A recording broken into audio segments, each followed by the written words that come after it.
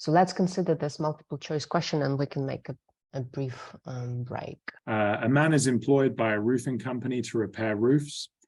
The role requires him to wear special gloves in order to protect his hands when he handles roof tiles. While standing on some scaffolding, negligently erected by the roofing company, he falls off, suffers serious injury to his head, and brings a claim. He carelessly failed to wear the gloves at the time. So which of the following best describes whether the company can successfully claim contributory negligence on the part of the roofer? Yeah, and we have very similar situation. The company cannot claim or company can claim. And we can straight away separate them. And I think it's pretty obvious that company cannot claim.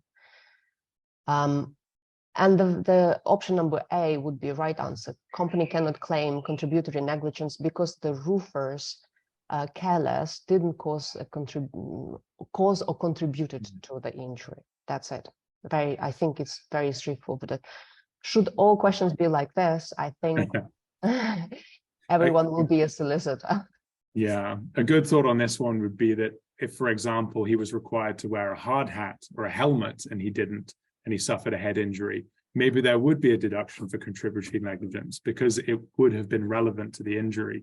But the gloves here have nothing to do with the injury he suffered. Yeah, so just be careful about the facts.